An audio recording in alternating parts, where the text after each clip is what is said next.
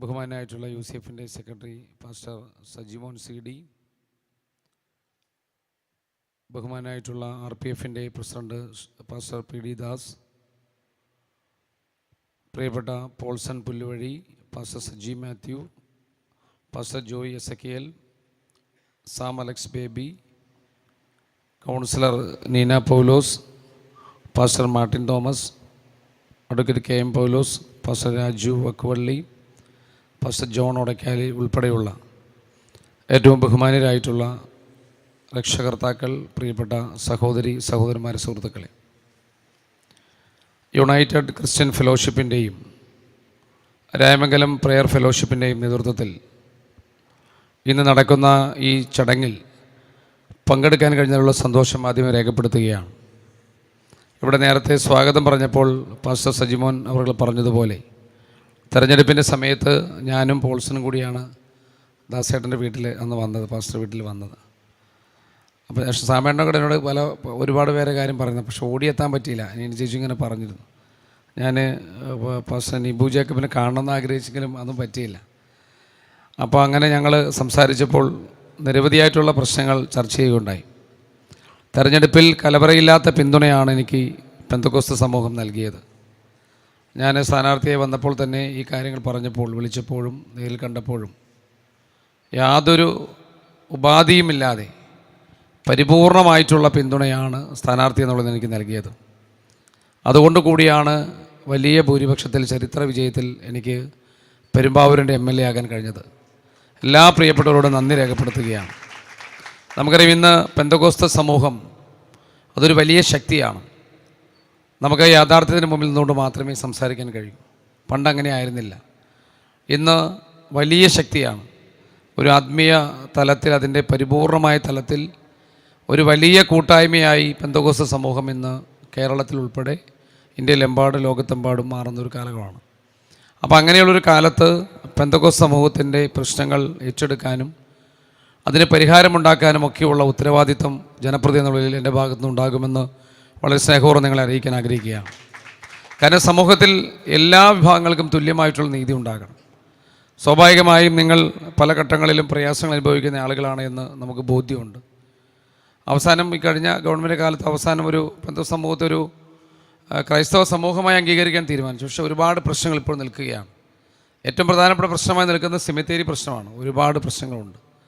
കാരണം സെമിത്തേരിയുമായി ബന്ധപ്പെട്ട് മറ്റെല്ലാ സഭകൾക്കും അല്ലെങ്കിൽ സമുദായങ്ങൾക്കും സംഘടനകൾക്കൊക്കെ ഒരു സംവിധാനമുള്ളപ്പോൾ പെന്തക്കോസ്ത് സമൂഹത്തിന് അത്തരത്തിൽ ഒരുപാട് പ്രയാസങ്ങളും പ്രശ്നങ്ങളും ഫേസ് ചെയ്യേണ്ടി വരുന്നു എന്നുള്ളത് ഒരു സങ്കടകരമായിട്ടുള്ള കാര്യമാണ്. നമുക്കറിയാം, സെമിത്തേരി പ്രശ്നം എന്ന് പറയുന്നത് ഏറ്റവും സങ്കീർണമായിട്ടുള്ള പ്രശ്നം കൂടിയാണ്. കാരണം എല്ലാ മനുഷ്യരും, നമുക്കറിയാം, എല്ലാവരും മരിക്കും, നമ്മളെല്ലാവർക്കും അറിയാം മരണപ്പെടുമ്പോൾ നമുക്ക് അർഹമായിട്ടുള്ള ആദരവോട് കൂടി ആറടി മണ്ണിൽ അടക്കം ചെയ്യപ്പെടുക എന്നുള്ളത് പ്രധാനപ്പെട്ട കാര്യമാണ്. നമ്മളൊക്കെ മനുഷ്യരാണ്. എത്ര സമ്പന്നരാണെങ്കിലും അധികാരമുള്ളവരാണെങ്കിലും അല്ലാത്തവരാണെങ്കിലും പാവപ്പെട്ടവരാണെങ്കിലും മൃതദേഹം കൃത്യമായി, അല്ലെങ്കിൽ നമ്മുടെയൊക്കെ ഒരു മരണശേഷം നമ്മുടെയൊക്കെ ബോഡി കൃത്യമായി അടക്കം ചെയ്യാൻ കഴിയുന്നൊരു സംവിധാനം ഉണ്ടാക്കേണ്ടത് അനിവാര്യമാണ്. അല്ലെങ്കിൽ വഴിയിൽ വലിച്ചെറിയാൻ കഴിയില്ലല്ലോ. അപ്പോൾ അങ്ങനെയുള്ള ഒരു ഏറ്റവും പ്രധാനപ്പെട്ടൊരു കാര്യം. കാരണം മരണത്തിന് മുമ്പിൽ എല്ലാവരും സമന്മാരാണ്. ഞാൻ വ്യക്തിപരമായി ഈ കല്ലറയ്ക്കൊക്കെ എതിരായിട്ടുള്ള ആളാണ്. ഈ കല്ലറകളുണ്ടല്ലോ പല സ്ഥലത്തും. കാരണം മരണത്തിന് മുമ്പിൽ എല്ലാവരും സമന്മാരാണ്. കാരണം അവിടെ കാശുള്ള ആളുകൾക്ക് പ്രത്യേകമായ കല്ലറ, അല്ലാത്തവർക്ക് അങ്ങനെ അതൊരു നല്ല രീതിയല്ല എന്ന് ആഗ്രഹിക്കുന്നത്. കാരണം മരണത്തിന് മുമ്പിൽ എല്ലാവരും സമന്മാരാണ്. അപ്പോൾ അതുകൊണ്ട് തന്നെ മരണപ്പെടുമ്പോൾ അവർക്ക് ഏറ്റവും ആദരവോടു കൂടി അവരെവിടെയാണോ ആഗ്രഹിക്കുന്നത് അവിടെ അടക്കം ചെയ്യപ്പെടുക എന്നുള്ളത് പ്രധാനപ്പെട്ട കാര്യമാണ്. അപ്പോൾ അങ്ങനെ വരുമ്പോൾ പെന്തക്കോസ്ത് സമൂഹത്തിന് പലപ്പോഴും ഈ സെമിത്തേരിയുമായി ബന്ധപ്പെട്ട്, കാരണം നിങ്ങൾ ചില ചർച്ചിൽ നിന്നൊക്കെ ഒരുപാട് ദൂരെ പോയിട്ടാണ് അടക്കം നടന്നതൊക്കെ, അങ്ങനെ ഒരുപാട് പ്രയാസങ്ങളൊക്കെ അനുഭവിക്കുന്നു. നമുക്ക് ആ പ്രശ്നത്തിൻ്റെ മുമ്പിൽ ഇവർ അന്ന് പറയുകയുണ്ടായി. ഇപ്പോൾ തന്നെ ഒരു പ്രശ്നം ഉണ്ടല്ലേ, നമുക്കത് പരിഹരിക്കാനുള്ള ശ്രമങ്ങൾ നമുക്ക് നടത്താം. അതിന് എന്നെക്കൊണ്ട് കഴിയാവുന്ന അതിൻ്റെ പരമാവധി കാര്യങ്ങൾ ചെയ്യാൻ വേണ്ടി ഞാൻ നിങ്ങളുടെ കൂടെ ഉണ്ടാകുമെന്ന് സ്നേഹം അറിയിക്കുകയാണ്. അതുപോലെ പെന്തക്കോസ്ത് സഭകളൊക്കെ ഒരു അടിയുറച്ച ക്രൈസ്തവികതയിൽ ഊന്നിയ സഭയാണ്. ഏറ്റവും പുണ്യമായിട്ടുള്ള പരിഭാവനമായിട്ടുള്ള ക്രൈസ്തവ ചിന്തകളുടെ വലിയ ദൈവവിശ്വാസത്തിൻ്റെ ആത്മീയതയിൽ അടിയുറച്ചൊരു സഭ കൂടിയാണ്. നമ്മളെല്ലാം ഈശ്വരവിശ്വാസികളാണ്, നമ്മളെല്ലാം ദൈവവിശ്വാസികളാണ്. നമ്മളെയൊക്കെ നിയന്ത്രിക്കുന്ന ഒരു ദൈവത്തിൻ്റെ പ്രവൃത്തികളാണ് എന്ന് വലിയ ബോധ്യമുള്ള ഒരാളോട്. ഞാൻ തെരഞ്ഞെടുപ്പിന് മുമ്പാണെങ്കിലും എപ്പോഴാണെങ്കിലും അങ്ങനെ സീറ്റിൻ്റെ കാര്യമൊക്കെ ആൾ ചോദിക്കുമ്പോൾ ഞാൻ പറയും, എല്ലാം ദൈവം തീരുമാനിക്കും. സത്യം നമ്മൾ അങ്ങനെയാണല്ലോ. അങ്ങനെയല്ല, നമുക്കിപ്പോൾ ഈ ഒരു നിമിഷം കഴിഞ്ഞ് പുറത്തേക്ക് പോയി നമുക്ക് പുറത്തേക്ക് എത്താൻ കഴിയും നമുക്ക് പറയാൻ കഴിയുമോ? ഇല്ലേ? ഒരു മിനിറ്റ് കഴിഞ്ഞാൽ നമ്മൾ ജീവിച്ചിരിക്കുമെന്ന് പറയാൻ കഴിയില്ല. എല്ലാം ദൈവത്തിനൊരു പ്ലാനും പദ്ധതിയുണ്ട്. ഓരോരുത്തരും എന്താകണം, എന്താകണ്ട, എവിടെ എത്തണം എന്നൊക്കെ തീരുമാനം ദൈവമാണ്. നമ്മളെല്ലാം അല്ലെങ്കിൽ നമുക്ക് ഇതെല്ലാം നമുക്ക് അറിയാൻ കഴിയുമെങ്കിൽ പിന്നെ അല്ലേ, അങ്ങനെയാണല്ലോ, എല്ലാം ദൈവം തീരുമാനിക്കുകയാണ്. അപ്പം അടിയുറച്ച ദൈവവിശ്വാസമാണ് നമുക്കെല്ലാം ഉള്ളത്. ഇപ്പം ചിലർ പള്ളിയിൽ പോകും, അല്ലെങ്കിൽ പ്രാർത്ഥനയ്ക്ക് പോകും, ചിലപ്പോൾ പോകില്ല, അതൊക്കെ ഉള്ളു. പക്ഷേ അടിയുറച്ച വിശ്വാസമാണ് എല്ലാവർക്കും ഉള്ളത്. ആ ഒരു വിശ്വാസത്തെ മുറുകെ പിടിച്ച് അത് പ്രഘോഷിക്കുന്ന ആളുകളാണ് പെന്തക്കോസ്ത് സമൂഹം. സ്വാഭാവികമായിട്ട് അത് ഒരു പൊതുസമൂഹത്തിൻ്റെ മുമ്പിൽ, അത് തെരുവിൽ ഉൾപ്പെടെ, അത് പരിപൂർണമായും അതിൻ്റെ അവർ ലഭ്യമായിട്ടുള്ള അറിവുകളും ലഭ്യമായിട്ടുള്ള വിശ്വാസത്തിൻ്റെ ചൈതന്യവും അത് പ്രഘോഷിച്ചുകൊണ്ട് മറ്റുള്ള എല്ലാവരെയും ദൈവജനത്തിൻ്റെ ഭാഗമാക്കാൻ ശ്രമിക്കുന്നവരാണ് പെന്തക്കോസ്ത് സമൂഹം. നമ്മൾ പലപ്പോഴും കണ്ടിട്ടുണ്ട്. നമ്മളിപ്പോൾ ഓരോ ജംഗ്ഷനുകളിൽ വന്ന് ആൾക്കൂട്ടം ഒന്നും പ്രശ്നമല്ല, പക്ഷെ നമ്മളെ ഏൽപ്പിച്ചൊരു ഉത്തരവാദിത്വമുണ്ട്, ദൈവത്തെക്കുറിച്ച് പ്രസംഗിക്കുക എന്നുള്ളത്, അല്ലെങ്കിൽ ക്രിസ്തുവിനെക്കുറിച്ച് പ്രഘോഷിക്കുക എന്നുള്ളത്. അതാണല്ലോ യേശു ക്രിസ്തുവിൻ്റെ ശിഷ്യന്മാർ ചെയ്തത്. അത് യേശു ക്രിസ്തുവിൻ്റെ ശിഷ്യന്മാർ അദ്ദേഹത്തിന് ശേഷം ക്രിസ്തുവിൻ്റെ കുരിശുമരണത്തിന് ശേഷം എല്ലാ ദിക്കിലേക്കും, നാനാ ദിക്കുകളിലേക്ക് പോവുകയാണ്. ലോകത്തിൻ്റെ വിവിധ ദിക്കുകളിലേക്ക് പോയി. അങ്ങനെയാണല്ലോ ഇവിടെ നമ്മുടെ തോമാസ് കടന്നു വന്നതൊക്കെ ഉള്ളൊരു വിശ്വാസമുണ്ടായത്. അങ്ങനെയാണല്ലോ. അപ്പോൾ ഓരോ ദിക്കുകളിൽ ലോകത്തിൻ്റെ വിവിധ ഭാഗങ്ങളിലേക്ക് പോയി ക്രിസ്തുവിനെക്കുറിച്ച് പറയാൻ, ക്രിസ്തുവിനെക്കുറിച്ച് പ്രഘോഷിക്കാൻ, ക്രിസ്തുവിനെക്കുറിച്ച് ദൈവത്തെക്കുറിച്ചൊക്കെ പ്രഘോഷിച്ച് മറ്റുള്ളവരെ ആത്മീയമായിട്ടുള്ള ദൈവചിന്തയിലേക്ക് കൊണ്ടുവരാനുള്ള പരിശ്രമങ്ങൾ നടത്തിയത്. അപ്പോൾ അത്തരത്തിൽ അതിൻ്റെ ഒരു പിന്തുടർച്ചയാണ് ഇപ്പോഴും നടക്കുന്നത്. ഇപ്പോഴും അതിൻ്റെ ഒരു പിന്തുടർച്ചയാണ്. കാരണം അടിയുറച്ച ദൈവവിശ്വാസം എന്ന് പറയുന്നത് തന്നെപ്പോലെ തന്നെ അയൽക്കാരനെ സ്നേഹിക്കാൻ, എന്ന് പറയുമ്പോൾ എല്ലാ പ്രശ്നവും തീരുകയാണ്.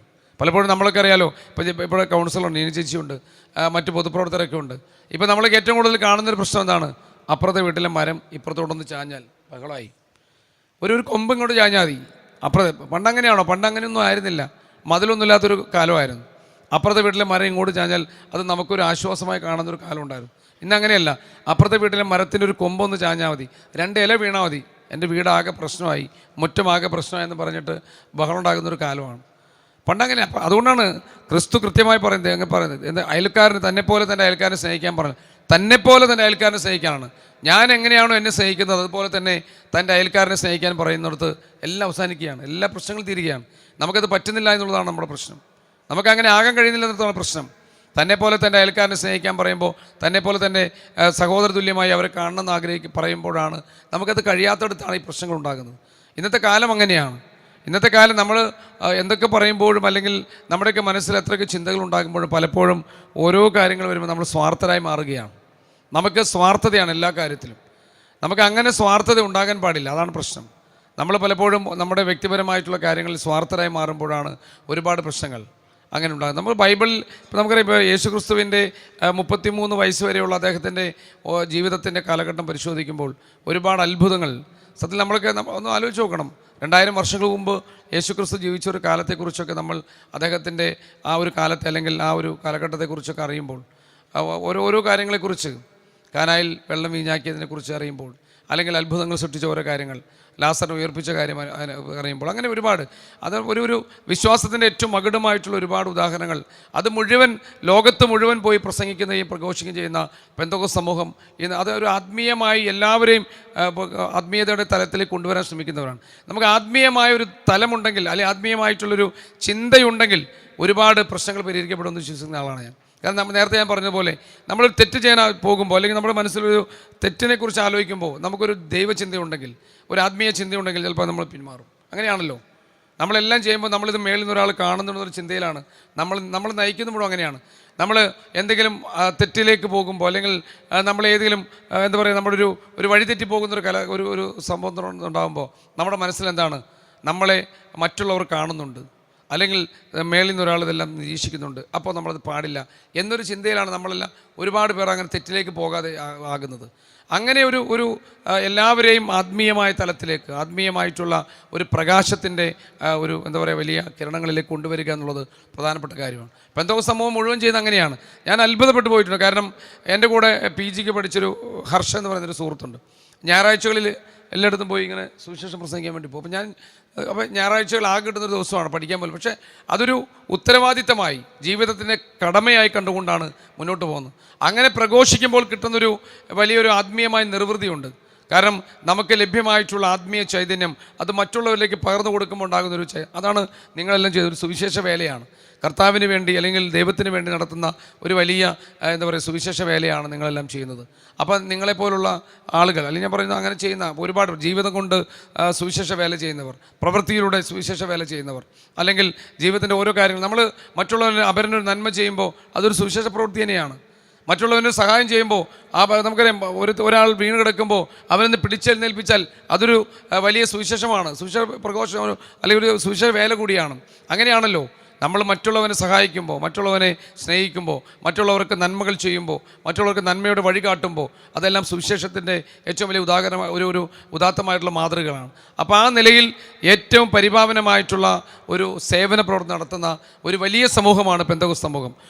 ഇപ്പോൾ തെറ്റിദ്ധാരണകൾ ഒരുപാട്, കാരണം പെന്തക്കോസ്ത് സമൂഹത്തെക്കുറിച്ചുള്ള തെറ്റിദ്ധാരണകളൊക്കെ ഒരുപാട് കഥകളുണ്ട്. ഒരുപാട് പണം വന്ന് ആളുകൾക്ക് മുഴുവൻ കൊടുത്ത് എന്നൊക്കെ പറഞ്ഞ് അങ്ങനെ ആളുകൾ നാട്ടിൻപുറത്തൊക്കെ പറയും. നമുക്ക് പെന്തക്കോസ്ത് സമൂഹം അനുഭവിക്കുന്ന ഒരുപാട് പ്രശ്നങ്ങൾ. പക്ഷേ ഒരു കാര്യം ഇതാണ്, പരസ്പരം അങ്ങോട്ടും ഇങ്ങോട്ടും കരുതാനും സഹായിക്കാനും വലിയ മനസ്സുള്ളൊരു കൂട്ടായ്മ കൂടിയാണ്. പരസ്പരം കൂട്ടത്തിലൊരാൾക്ക് ഒരു ആപത്തുണ്ടായാൽ സഹായിക്കാനുള്ളൊരു മനസ്സ്, അല്ലെങ്കിൽ കരുതാനുള്ള മനസ്സ്, ആ നിലയിൽ എല്ലാവരും ചേർത്ത് പിടിക്കുന്ന ഒരു മനസ്സുള്ള സമൂഹങ്ങളാണ്. പിന്നെ ആകെ കൂടി ഒരു ഡ്രോബാക്ക് എന്ന് പറയുന്നത് ഒരുപാട് അവാന്തര ഭാഗങ്ങൾ ഉണ്ടായപ്പോൾ ഉണ്ടാകുന്നൊരു ചെറിയ പ്രശ്നം കൂടിയുണ്ട്. ഒരുപാട് നമുക്ക് എണ്ണിയാൽ ഒടുങ്ങാത്ത നിലയിൽ അതെല്ലാത്തിലും ഉണ്ട്, എല്ലാ മതങ്ങളിലുണ്ട്, എല്ലാ മതങ്ങളിലും എല്ലാ സമൂഹങ്ങളിലും അങ്ങനെ ഉണ്ട്. പക്ഷെ അതങ്ങനെ കൂടി വരുമ്പോൾ ഒരു ഗൗരവം കുറഞ്ഞു പോകുന്നു. കാരണം അധികാര കേന്ദ്രങ്ങൾ നോക്കുമ്പോൾ അസംഘടിതരല്ലോ, പലപ്പോഴും ഛിന്ന ഭിന്നമായി നിൽക്കുന്ന ഓരോ സഭകളാണ്. ഇപ്പോൾ IPC അല്ലെങ്കിൽ ഷാരോണുണ്ട്, ഒരുപാട് അല്ലേ, ഒരുപാട് സംഭവങ്ങളുണ്ട്, ഒരുപാട് കാറ്റഗറിക്കലായിട്ടുള്ള അവാന്തര സംഘടനകളുണ്ട്. അപ്പോൾ അതുകൊണ്ട് തന്നെ എല്ലാവരും ഒരുമിച്ച് ചില സംഘടനകൾ, ഇപ്പോൾ നമുക്ക് അങ്ങനെ പല സമുദായങ്ങളും ഒരു സംഘടന മാത്രമുള്ളെങ്കിൽ അത് ശക്തിയാണ്, വലിയ ശക്തിയാണ്. അപ്പോൾ അതിലുള്ള എല്ലാവരും ആ ഒരു കാറ്റഗറിയിൽ വന്ന എല്ലാവരും ഒരുമിച്ച് നിൽക്കുമ്പോൾ അധികാര കേന്ദ്രങ്ങളുടെ മുമ്പിൽ പലപ്പോഴും അവർ വലിയ സംഘടിത ഒരു എന്താ പറയുക രൂപമായി കാണുമ്പോൾ കുറേ കൂടി അവർക്ക് സഹായങ്ങൾ ലഭ്യമാകും. പെന്തക്കോസ്ത് സമൂഹത്തിൽ പലപ്പോഴും അത്തരത്തിലൊരു ഇങ്ങനെ ഛിന്ന ഭിന്നമായി നിൽക്കുന്നത് കൊണ്ടുണ്ടാകുന്ന പ്രശ്നമാണ്. പക്ഷേ ഇപ്പോൾ നേരത്തെ പറഞ്ഞ പോലെ ഇവിടെ യുണൈറ്റഡ് ക്രിസ്ത്യൻ ഫെലോഷിപ്പ് നേരത്തെ എല്ലാവരും ഒരുമിച്ചൊരു കുടക്കീഴിൽ കൊണ്ടുവന്ന് അതിന് രൂപമുണ്ടാക്കി മുന്നോട്ട് പോകുമ്പോൾ കുറേ കൂടി നിങ്ങളുടെ ആവശ്യങ്ങൾ വളരെ വേഗത്തിൽ പരിഹരിക്കപ്പെടാൻ കഴിയുന്ന നിലയിലേക്ക് എല്ലാ നമ്മുടെ ഭരണകർത്താക്കളുടെ മനസ്സ് മാറുന്ന സാഹചര്യം ഉണ്ടാകും. സ്വാഭാവികമായി നിങ്ങളുടെ പ്രശ്നങ്ങളെല്ലാം ബോധ്യമുണ്ട്. കുറേ കാര്യങ്ങൾ പോൾസനൊക്കെ എപ്പോൾ കാണുമ്പോഴും ഈ പ്രശ്നങ്ങൾ പറയാറുണ്ട്. ഞാൻ പാസ്റ്ററിനെ കണ്ടപ്പോൾ, കല്യാണം വീട്ടിൽ വെച്ച് കണ്ടപ്പോൾ പറഞ്ഞു, എനിക്കറിയാം സെമിത്തേരി പ്രശ്നമുണ്ട്, ഓർമ്മയിലുണ്ട്, എനിക്കൊന്ന് കുറിപ്പ് തരണം എന്ന് പറഞ്ഞാൽ നമുക്കത് ശ്രമം നടത്താം. അങ്ങനെ കുറേ കാര്യങ്ങളുണ്ട്, പല സ്ഥലത്തുമായി ബന്ധപ്പെട്ട പ്രശ്നങ്ങളുണ്ട്. ചില സ്ഥലത്ത് ചില കേസുകളൊക്കെ ഇപ്പോൾ വന്ന് പുതിയതായി രൂപപ്പെട്ട സാഹചര്യം ഉണ്ടായിട്ടുണ്ട്. അപ്പോൾ അതെല്ലാം നമുക്ക് രമ്യതയോടുകൂടി, കാര്യം രമ്യതയുടെ വഴിയാണ് ക്രിസ്തു പറഞ്ഞിട്ടുള്ളത്. അനുരഞ്ജനത്തിൻ്റെ മാർഗ്ഗമാണ് യേശു ക്രിസ്തു നമ്മൾ പഠിപ്പിച്ചിട്ടുള്ളത്. അനുരഞ്ജനമാണ് എല്ലാത്തിൻ്റെയും മുമ്പിൽ. അനുരഞ്ജനം എന്ന ഏറ്റവും വലിയ ഒരു മുദ്ര, എന്താ പറയുക, ഒരു വലിയ സങ്കല്പത്തിലാണ് നമ്മളെല്ലാം മുന്നോട്ട് പോകുന്നത്. കാരണം അങ്ങനെയാണ് യേശു ക്രിസ്തു പഠിപ്പിച്ചത്. മറ്റ് ശിഷ്യന്മാരുടെ കാല് കഴുകി അനുരഞ്ജനത്തിൻ്റെ പുതിയൊരു മാർഗ്ഗം കാണിച്ചു കൊടുത്താണ്. കാല് കഴുകുക എന്ന് പറയുന്നത് നിസ്സാര കാര്യമില്ല. മറ്റുള്ളവരുടെ കാല് കഴുകി മുത്തെന്ന് പറയുമ്പോൾ ഏറ്റവും താഴേക്ക് ഇറങ്ങുകയാണ്, ഏറ്റവും താഴേക്ക്. അപ്പോൾ ആ നിലയിലുള്ള ഒരുപാട് മാതൃകകൾ നമ്മുടെ മുമ്പിലുണ്ട്. അനുരഞ്ജനത്തിൻ്റെ പുതിയ മാതൃകകളുണ്ട്. അപ്പോൾ ആ മാർഗ്ഗത്തിലൂടെ നമുക്കിതെല്ലാം പരിഹരിക്കാനുള്ള ശ്രമങ്ങളുമായി ഞാൻ ഉണ്ടാകുമെന്ന് സ്നേഹപൂർവ്വം അറിയിക്കുകയാണ്. നിങ്ങൾ വീണ്ടും കാണാൻ കഴിഞ്ഞുള്ള സന്തോഷം അറിയിക്കുന്നു. ഇനിയും നമ്മൾ കാണും. നമ്മൾ ഇടയ്ക്കിടയ്ക്ക് ഇങ്ങനെ ഓരോ പരിപാടിയുമായി ബന്ധപ്പെട്ട് ഏത് പരിപാടിക്ക് എന്നെ വിളിച്ചാലും ഞാൻ കഴിയുന്ന വിധത്തിൽ എത്തിച്ചേരാം. കഴിയുന്ന വിധത്തിൽ സമയത്തിൻ്റെയൊക്കെ പരിമിതി ഉണ്ടെങ്കിൽ പോലും അഡ്ജസ്റ്റ് ചെയ്ത് നിങ്ങളുടെ പരിപാടിയിൽ എത്താം. എന്ത് പ്രശ്നമുണ്ടെങ്കിലും ഇടപെടാൻ ഞാൻ നിങ്ങളുടെ ഒപ്പം ഉണ്ടാകും. നിങ്ങൾക്ക് ഏത് സമയത്ത് തന്നെ വിളിക്കാം. ഏത് കാര്യവുമായി ബന്ധപ്പെട്ട് നമ്മളെക്കൊണ്ട് കഴിയാവുന്ന വിധത്തിൽ എല്ലാ കാര്യങ്ങളും ചെയ്യാൻ വേണ്ടി ജനപ്രതിനിധി ഞാൻ ഉണ്ടാകും. ഞാൻ നേരത്തെ ഇവിടെ പറഞ്ഞ പോലെ, പാസ്റ്റർ പറഞ്ഞ പോലെ, ഞാൻ വളരെ സാധാരണ കുടുംബത്തിൽ കടന്നു വന്ന ഒരാളാണ്. എനിക്ക് MLA സ്ഥാനം എന്നുള്ളത് ഒരു അധികാര ചിഹ്നമായി തോന്നിയിട്ടില്ല, അധികാര സ്ഥാനമായിട്ട് തോന്നിയിട്ടില്ല, അല്ലെങ്കിൽ ഏതൊരു ആലങ്കാരികമായിട്ടുള്ള സ്ഥാനമായിട്ടും തോന്നിയിട്ടില്ല. നമ്മളിങ്ങനെ എല്ലാ ദിവസവും രാവിലെ ഇറങ്ങി ഇങ്ങനെ ഓരോ കാര്യങ്ങളെ ചെയ്യുന്നു. അതുപോലെ തന്നെ നേരത്തെ ജില്ലാ പഞ്ചായത്ത് പ്രസിഡന്റ് ആയിരുന്നപ്പോഴും അങ്ങനെയായിരുന്നു, ബ്ലോക്ക് ആയിരുന്നപ്പോഴും അങ്ങനെയായിരുന്നു, ഇപ്പോൾ MLA ആയപ്പോഴും അങ്ങനെ പോകുന്നു. സേവനത്തിൻ്റെ നിങ്ങളൊക്കെ സുവിശേഷ പ്രസംഗവുമായി എല്ലായിടത്തും പോകുന്ന പോലെ ഞാനും സേവനത്തിൻ്റെ ഓരോ പ്രഘോഷണമായിട്ട് ഇങ്ങനെ പോകുന്നു. അതിനപ്പുറത്ത് MLA എന്നുള്ളതൊന്നൊരു വലിയ എന്താ പറയുക ഒരു അധികാര സ്ഥാനമായി കാണാത്തതുകൊണ്ട് നമ്മൾ തമ്മിലൊരു ഫോർമാലിറ്റി ഇല്ല. ഞാൻ പറയുകയാണ്, ഒരു ഫോർമാലിറ്റിയുടെ കാര്യമില്ല. MLA വിളിക്കാവോ, MLA സംസാരിക്കാവോ, ഒന്നുമില്ല. ഏത് സമയത്ത് നിങ്ങൾക്ക് വിളിക്കാം, ഏത് സമയത്തും ബന്ധപ്പെടാം. ഒരു ജനപ്രതിനിധിയുടെ ഉത്തരവാദിത്വം ഈ നിയോളത്തിലുള്ള മുഴുവൻ ആളുകളുടെയും പ്രശ്നങ്ങൾ പരിഹരിക്കാൻ നേതൃത്വം കൊടുക്കുക എന്നുള്ളതാണ്. അതിനകത്തൊരു ഏതെങ്കിലും സംഘടനയെന്നോ സമുദായമെന്നോ അല്ലെങ്കിൽ കാറ്റഗറി എന്നോ ഒന്നുമില്ല. എല്ലാവരെയും ഒരുമിച്ച് കണ്ടുകൊണ്ട് രാഷ്ട്രീയ വ്യത്യാസമില്ലാതെ, ജാതിമത ചിന്തകളില്ലാതെ, വർണ്ണവർഗ വ്യത്യാസമില്ലാതെ എല്ലാവരെയും ചേർത്ത് പിടിക്കുന്ന ഒരു ജനപ്രതി ആകണമെന്നാണ് ഞാൻ ആഗ്രഹിക്കുന്നത്. അതുകൊണ്ട് നിങ്ങളുടെ ഏതൊരു പ്രശ്നത്തിലും നിങ്ങളുടെ മുമ്പിൽ ഓടിയെത്തുന്ന ഒരാളായി ഞാൻ ഉണ്ടാകുമെന്ന് അറിയിച്ചുകൊണ്ട് ഇവിടെ നമ്മുടെ കുട്ടികൾക്കുള്ള അവാർഡിലെ അനുമോദന ചടങ്ങ് കൂടിയുണ്ട്. ഉന്നതമായ വിജയം നേടിയ കുട്ടികളെ ആദരിക്കുന്ന ചടങ്ങ് കൂടിയുണ്ട്.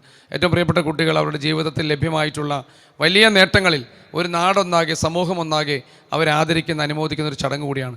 എനിക്ക് പ്രിയപ്പെട്ട കുട്ടികളോട് പറയാനുള്ളത് ഒറ്റ കാര്യം മാത്രമാണ്. ജീവിതത്തിൽ ഒരുപാട് പ്രയാസങ്ങളുണ്ടാകും, ഒരുപാട് പ്രതിസന്ധികൾ അഭിമുഖീകരിക്കേണ്ടി വരും. ആ പ്രതിസന്ധികളും പ്രയാസങ്ങളും ഉണ്ടാകുമ്പോൾ അതിനെയെല്ലാം അതിജീവിക്കാനുള്ള ആത്മവിശ്വാസം കൈമുതലായി നിങ്ങൾക്കുണ്ടാകണം. കാരണം ജീവിതത്തിൻ്റെ മുന്നോട്ടുള്ള പ്രയാണത്തിൽ നമുക്ക് മുന്നോട്ട് പോകാൻ കഴിയില്ല എന്നുള്ള ഒരുപാട് അനുഭവങ്ങളുണ്ടാകും. നമ്മളെ തെറ്റിദ്ധരിക്കപ്പെടുന്ന ഒരുപാട് അനുഭവങ്ങളുണ്ടാകും. നമുക്ക് വലിയ പ്രയാസങ്ങളുണ്ടാകും, വലിയ പ്രതിസന്ധികളുണ്ടാകും. ആ പ്രതിസന്ധികളുടെ മുമ്പിൽ തകർന്നു പോകുന്നവരായി നിങ്ങൾ മാറിയാൽ നിങ്ങളുടെ വിദ്യാഭ്യാസം കൊണ്ട് നിങ്ങൾക്ക് നേട്ടം ഉണ്ടാവില്ല. അവിടെ ഏതെങ്കിലും ഒരു പ്രയാസത്തിന് മുമ്പിൽ ഞാൻ ജീവിതം തീർന്നുവെന്ന് കരുതി ആത്മഹത്യ അഭയം പ്രാപിക്കാൻ പോകുന്ന ഒരു തലമുറയായി നിങ്ങൾ മാറിയാൽ നിങ്ങളുടെ വിദ്യാഭ്യാസം കൊണ്ടൊരു കാര്യം ഉണ്ടാവില്ല. ഞാൻ പറയുന്നു, ഏത് പ്രതിസന്ധിയുടെ മുമ്പിലും, ഏത് പ്രയാസത്തിന് മുമ്പിലും അതിനെല്ലാം അതിജീവിക്കാനുള്ള കരുത്തും ആത്മവിശ്വാസവും കൈമുതലായി ഉണ്ടാകണം. എന്നെ തോൽപ്പിക്കാൻ, നേരത്തെ ഇവിടെ പറഞ്ഞല്ലോ, എന്നെ തോൽപ്പിക്കാൻ എനിക്ക് മാത്രമേ കഴിയൂവെന്ന് നിങ്ങൾ ഓരോരുത്തരും തീരുമാനിച്ചാൽ നമ്മളെ തോൽപ്പിക്കാൻ ആർക്കും കഴിയില്ല. ഞാൻ തീരുമാനിക്കാം, എന്നെ തോൽപ്പിക്കാൻ എനിക്ക് മാത്രമേ കഴിയൂ. കാരണം എനിക്ക് ബോധ്യം ഉണ്ടാകണം, എന്നെക്കുറിച്ച് എനിക്കൊരു ബോധ്യമുണ്ടാകണം. എന്നെ ആര് കുറ്റപ്പെടുത്തിയാലും, ആര് എന്നെ വിമർശിച്ചാലും, അവിടെ ഇതിൽ പോരായ്മകളിൽ തിരുത്താൻ ഞാൻ തയ്യാർ. പക്ഷെ അതിനപ്പുറത്ത് എന്നെ തെറ്റിദ്ധരിപ്പിക്കുക, അല്ലെങ്കിൽ വിമർശിക്കുമ്പോൾ, അല്ലെങ്കിൽ കുറ്റപ്പെടുത്തുമ്പോൾ അതോടെ എൻ്റെ ജീവിതം അവസാനിച്ചു എന്ന് കരുതുന്നതിന് പകരം ഞാൻ അതിനെല്ലാം മറികടന്ന് മുന്നോട്ട് പോകാൻ കഴിയുമെന്നുള്ള ഒരു ഉറച്ച ആത്മവിശ്വാസത്തിൽ മുന്നോട്ട് പോകാൻ കഴിഞ്ഞാൽ നമുക്ക് നല്ല വിജയങ്ങൾ നേടാൻ കഴിയും. ആത്മവിശ്വാസമുള്ള തലമുറയായി നിങ്ങൾ മാറണം. ആത്മഹത്യ അഭയം പ്രാപിക്കുന്ന ഒരു തലമുറയാണ് വളർന്നു വരുന്നത്. ഞാൻ മറ്റു കാര്യങ്ങളിലേക്കൊന്നും പോകുന്നില്ല. വളരെ പെട്ടെന്ന് ചെറിയ പ്രശ്നം ഉണ്ടാകുമ്പോൾ നേരെ പോയി ആത്മഹത്യ എന്ന ഒരു തലമുറയാണ് നമ്മുടെ മുമ്പിലുള്ളത്. ലഹരി എന്ന മാരകമായ വിപത്തിന് അടിമപ്പെടുന്ന ഒരു തലമുറയാണ് നമ്മുടെ മുമ്പിലുള്ളത്. രക്ഷകർത്താക്കളെ പോലും മറന്നു പോകുന്ന, അമ്മമാരുടെയൊക്കെ തലക്കടിച്ച് കൊലപ്പെടുത്താൻ ഒരു മടിയുമില്ലാത്ത ഒരു തലമുറയാണ് വളർന്നു വരുന്നത്. അതുകൊണ്ട് എല്ലാവരും നന്മയുടെ വഴിയിലേക്ക് മുന്നോട്ട് പോകാൻ കഴിയുന്നവരെ, തിന്മയുടെ പ്രലോഭനകരമായിട്ടുള്ള ജീവിത സാഹചര്യങ്ങൾ നമ്മുടെ കൺമുമ്പിൽ ഒരുപാടുണ്ട്. കുട്ടികളോട് ഞാൻ വീണ്ടും ആവർത്തിക്കുന്നു, തിന്മയുടെ ലോകമാണ് നമ്മുടെ മുമ്പിലുള്ളത്. ഒരു കൈപ്പാടകലെ, അല്ലെങ്കിൽ ഒരു വിളിപ്പാടകലെ, അല്ലെങ്കിൽ നമ്മുടെ ഒരു ചുറ്റുവട്ടത്ത് തിന്മയുടെ പ്രലോഭനകരമായിട്ടുള്ള ഒരുപാട് ജീവിത സാഹചര്യങ്ങളുള്ളപ്പോൾ ആ തിന്മയുടെ ലോകത്ത് അതിനെല്ലാം മറികടന്ന് നന്മയുടെ വഴിയിലൂടെ സഞ്ചരിക്കാൻ കഴിഞ്ഞാൽ ഏറ്റവും മിടുക്കന്മാരും മിടുക്കികളുമായി വ്യക്തിപരമായ സ്വഭാവത്തിൽ, പെരുമാറ്റത്തിൽ, സംസാരത്തിൽ, ജീവിതശൈലിയിൽ, നമ്മുടെ എല്ലാ പ്രവർത്തനങ്ങളിലും ഏറ്റവും നല്ല സ്വഭാവ സവിശേഷതയുള്ളവരായി മാറാൻ കഴിഞ്ഞാൽ ഏറ്റവും മിടുക്കന്മാരും മിടുക്കികളുമായി നാളെയുടെ നാളുകളിൽ, ഭാവിയിൽ ഈ ഓരോ നാടും അടയാളപ്പെടുത്തുന്നത് നിങ്ങളുടെ പേരിലായിരിക്കുമെന്ന് നിങ്ങൾക്ക് ബോധ്യമുണ്ടാകണം. ആ നിലയിൽ ഏറ്റവും പഠിച്ചു മിടുക്കന്മാരായി പ്രിയപ്പെട്ട കുട്ടികൾ മാറട്ടെ എന്ന് സ്നേഹം ആശംസിച്ചുകൊണ്ട് ഉന്നതമായ വിജയം നേടിയ കുട്ടികൾ ആദരിക്കുന്ന ചടങ്ങ് കൂടിയുണ്ട്. ഈ ചടങ്ങിന് ഹൃദ്യമായിട്ടുള്ള ആശംസ നേരുന്നു. പ്രിയപ്പെട്ട രക്ഷകർത്താക്കളായിട്ടുള്ള എല്ലാവരെയും ഞാൻ സ്നേഹം അഭിവാദ്യം ചെയ്യുന്നു. മക്കളെന്ന സ്വപ്നം പേറി ജീവിക്കുന്ന രക്ഷകർത്താക്കൾ ജീവിതത്തിൻ്റെ പുറമ്പോക്കിലേക്ക്, വഴിയരികിലേക്ക് തള്ളപ്പെടുന്ന ഒരു കാലഘട്ടം കൂടിയാണെന്നൊരു ഓർമ്മ എല്ലാ രക്ഷകർത്താക്കൾക്കുണ്ട്. അതുകൊണ്ട് മക്കളെ നമുക്കത് ചെറുപ്പത്തിൽ ശീലിക്കണം. എന്തൊക്കെയോ പ്രയാസമുണ്ടായാലും, എവിടെ എത്തിച്ചേർന്നാലും മക്കളെല്ലാം രക്ഷകർത്താക്കളെ ചേർത്ത് പിടിക്കുന്നവരായി മാറുന്ന ഒരു നല്ല കാലം കൂടി ഉണ്ടാകാൻ വേണ്ടിയുള്ള പ്രാർത്ഥന കൂടി ഉണ്ടാകണമെന്ന് അറിയിച്ചുകൊണ്ട് ആത്മീയമായ നിറവിൽ ഈ നമ്മുടെ യുണൈറ്റഡ് ക്രിസ്ത്യൻ ഫെലോഷിപ്പിൻ്റെ എല്ലാ പ്രവർത്തനങ്ങളും മുന്നോട്ട് പോകുമ്പോൾ, രാമംഗലം പ്രയർ ഫെലോഷിപ്പിൻ്റെയും പ്രവർത്തനങ്ങളെല്ലാം മുന്നോട്ട് പോകുമ്പോൾ ഈ പ്രവർത്തനങ്ങൾക്കെല്ലാം പരിപൂർണമായിട്ടുള്ള ആശംസകളും പിന്തുണയും അറിയിച്ചുകൊണ്ട് ഞാൻ എൻ്റെ വാക്കുകൾ അവസാനിപ്പിക്കുന്നു. ഈ ചടങ്ങ് ഉദ്ഘാടനം ചെയ്ത